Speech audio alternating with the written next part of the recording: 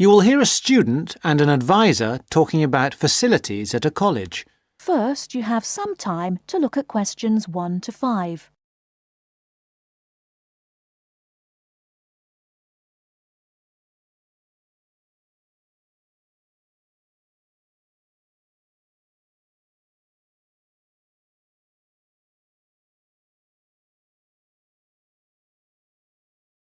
Now we shall begin. You should answer the questions as you listen, because you will not hear the recording a second time. Listen carefully and answer questions 1 to 5. Hi, I wonder if you could help me. I'm starting a course at Glenfield in a few weeks. I was just a bit worried about what facilities there will be and what I'll have to do. I'm especially interested in health and welfare stuff. Certainly. We normally send out a copy of our leaflet, Staying Healthy at Glenfield. I'm not sure why you haven't had it. Well, could you answer a few questions for me? Firstly, I'm wondering about how I get a doctor when I arrive. Well, you can register with the University Health Centre on North Campus. And do I have to pay for that? Not to register, but if you have to get medicines, there's a prescription charge of £6.50. Okay. Well, I'm not planning to get ill. That's only going to arise if I have any problems. So, should I just go along when I arrive?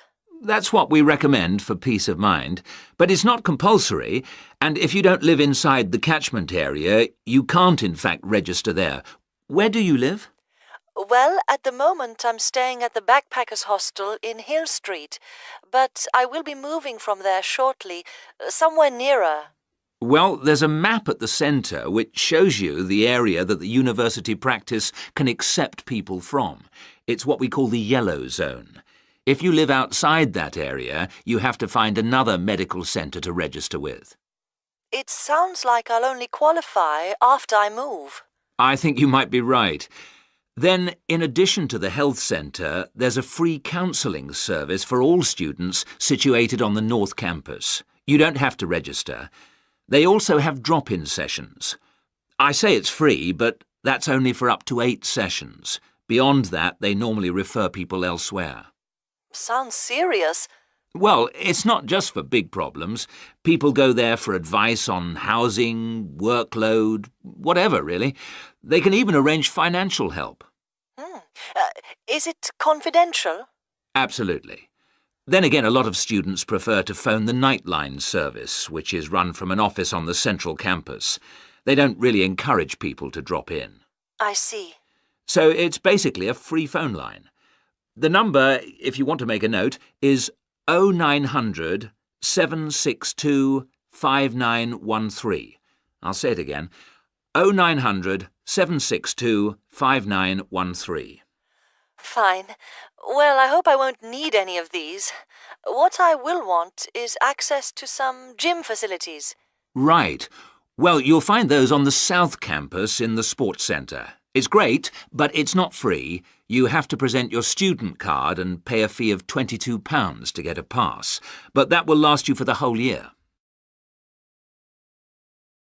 Before you hear the rest of the conversation, you have some time to look at questions 6 to 10.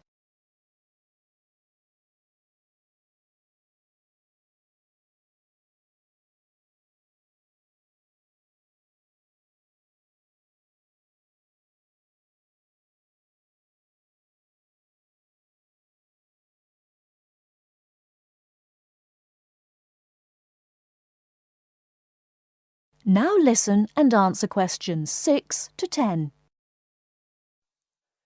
Is this information on the website? I'm afraid not. I can send you some leaflets or even resend the whole information pack if you give me your details. Could you send the whole information pack, please? Yes, that's fine. I'll have to take down some details. Could you tell me your full name? Sonia Orr. S-O-N-Y... No, I'll spell it. S-O-N-I-A. Then Orr is O-R-R. Orr. OK. And you said you were on Hills Road? Yes, but don't send it there as I'm about to move. I'll give you my new address, which is 22 Winter Gardens. That's Glenfield. And the postcode? Oh, yeah, that's GF23 9BQ. Fine. Now, we're doing a bit of data collection about who uses our services at the moment. Can I just ask a few more questions? Yes, that's fine. OK. If you're an international student, what country are you from? I'm from Switzerland. And how old are you? I'm 24. And finally, which course are you enrolled on? Right, well, that's a bit complicated, since I'm hoping to switch to economics and history. But at the moment... I'm down to do economics and sociology. It's a joint degree. OK, I'll put that. Great. Well, I'll pop the information pack in the post, and you should get it soon. That is the end of part 1. You now have half a minute to check your answers.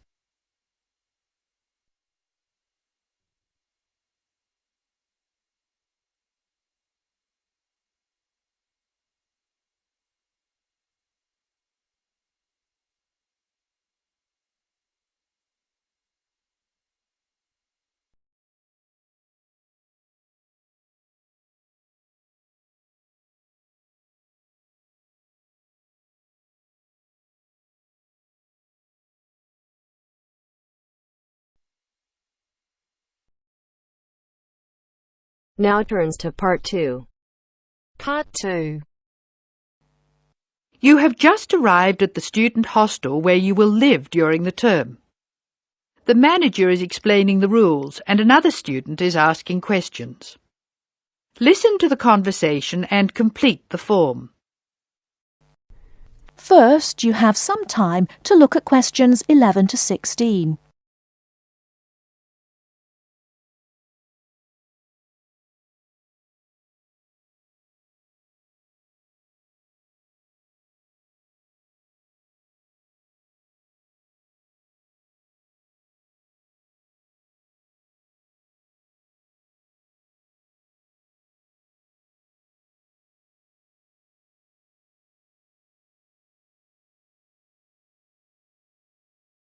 Now, listen carefully and answer questions 11 to 16.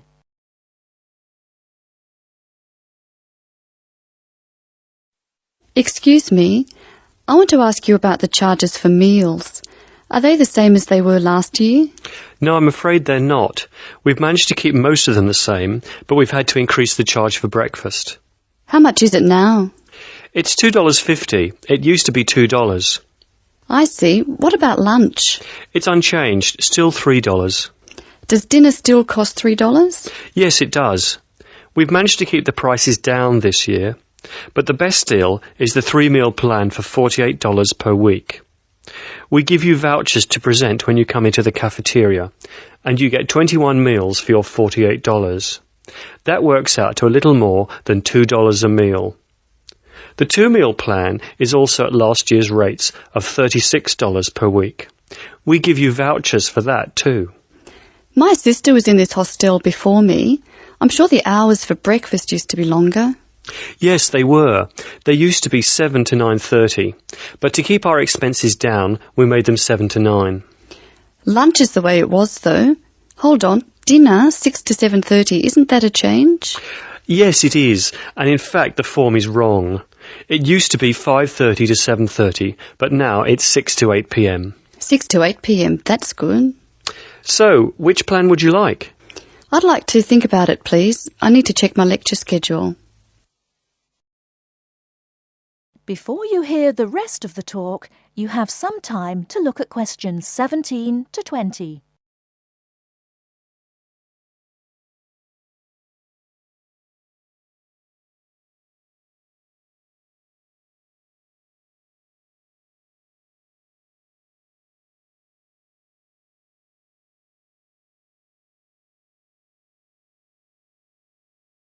Now listen and answer questions 17 to 20.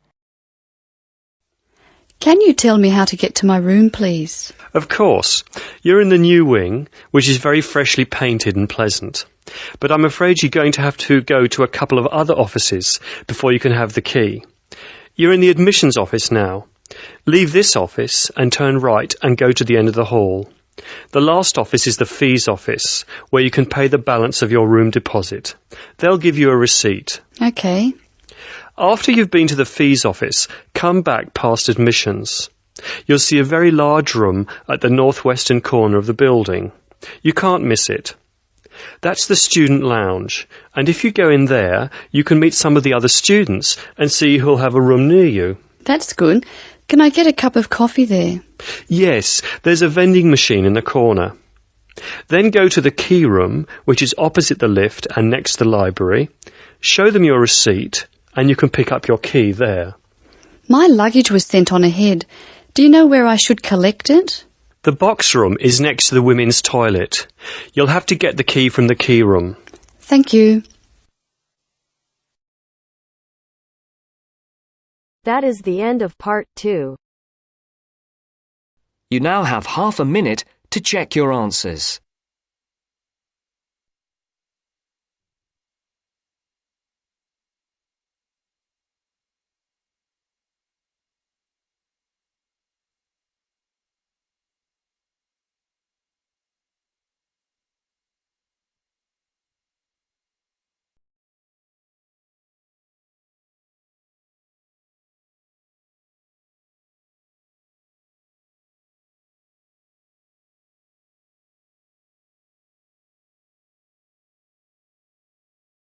Methods course. A girl called Leela and a boy called Jake having a seminar with their tutor. Now you have some time to look at questions 21 to 24.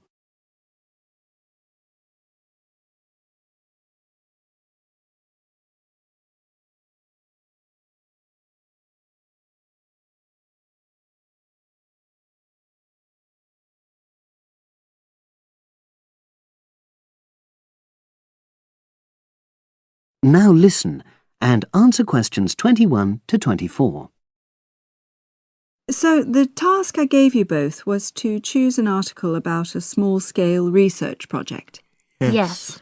You were then required to try to reproduce the research procedures in your own context, i.e. try it out for yourselves. Yeah, and that's what we've done. Great. So I'd like you to tell me a bit about the article and why you chose it. Well, the article's written by 2 university lecturers who had started using crosswords to help their students revise terminology for exams. And the crosswords were designed and set on computers. And we selected the article because, well, it seemed an accessible topic, even though we weren't familiar with the technique. You know, using IT to design crosswords for higher education. That's a good reason. So these lecturers wanted to see how well this innovation was received by their students. Yes. So how did you go about reproducing the research? Well, we drew up a list of terms from one of our own modules and designed a crossword for revising these terms. Then we asked our classmates to try out the crossword and give us feedback, their opinions on how they felt about using the technique. Was it easy to find participants? It wasn't easy at first, but then we convinced them that by taking part in the research, they were actually benefiting themselves by preparing for an exam, which is coming up later this term. And it worked. Good. So how did you find out what the students thought about doing the crosswords? A questionnaire.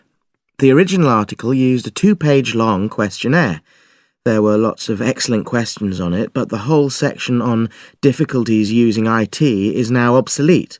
Old-fashioned even though it had only been written a couple of years ago. So you designed a shorter version? Yeah. Then we sent it to the 40 students by email and got 28 replies. I was taken aback by the fact that everybody we talked to thought this was a good return. I mean, the responses were well written.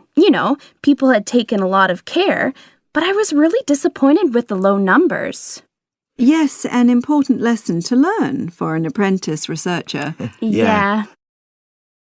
Now you have some time to look at questions 25 to 30.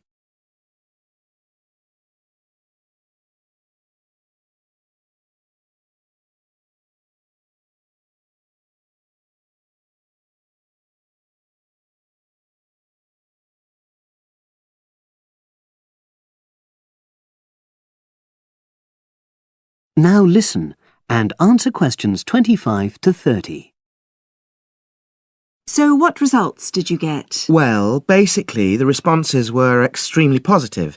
The students said that doing the crossword on a computer helped them really focus on the work in hand and not be distracted, which is something that commonly happens with other ways of doing revision. Yeah, that was really clear. But something that struck me was that having fun hardly featured in their responses, nor did anything to do with spelling of hard words, which I thought would be an obvious benefit. No? Okay. Respondents also said that doing the crossword hadn't really increased their general motivation to study, but that it had highlighted the gaps in their memory so they knew what further work was necessary. Right. So how did your findings tally with those of the original researchers? There were lots of similarities, but... There were probably two main differences.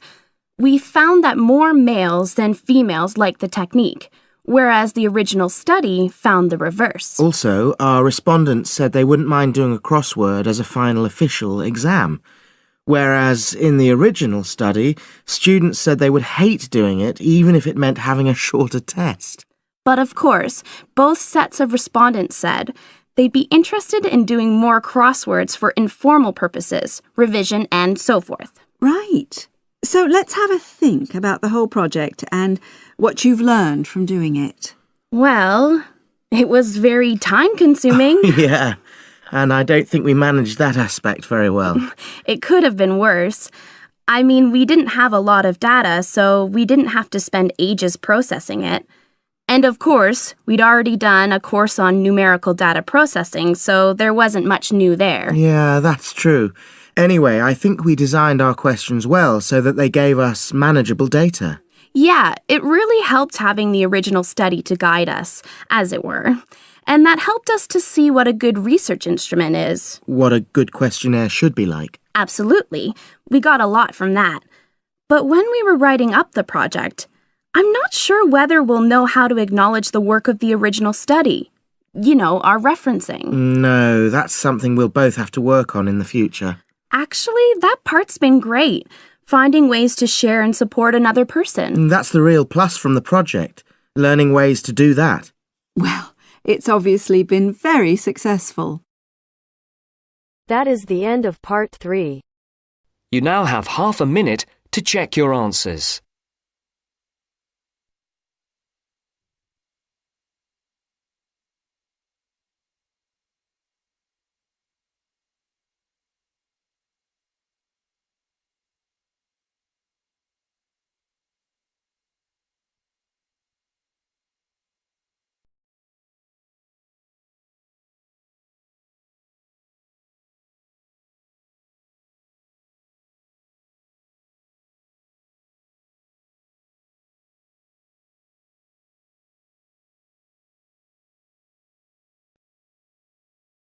Now turns to part 4. Part 4. You will hear the speech made by Mr. Samaranch on the opening ceremony of the Olympic Games. Listen and complete questions 31 to 40.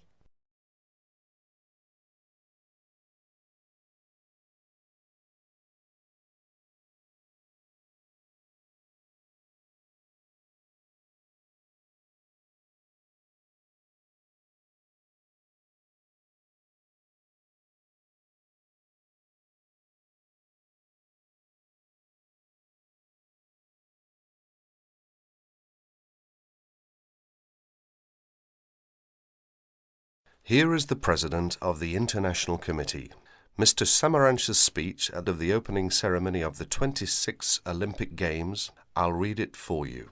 On behalf of the International Olympic Committee, it gives me great pleasure to welcome you to the Games of the 26th Olympiad, Sydney 2000.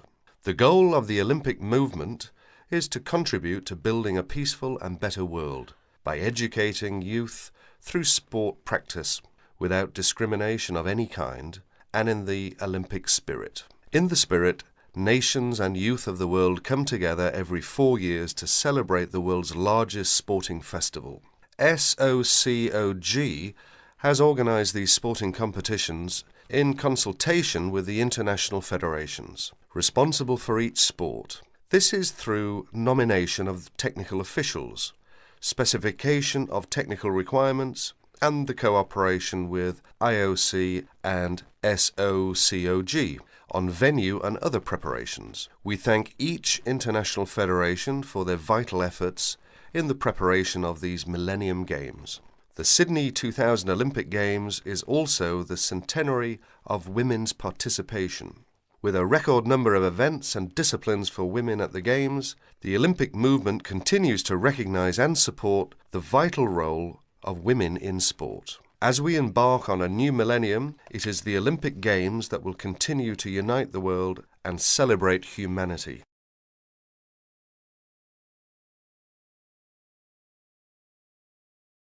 That is the end of part 4. You now have half a minute to check your answers.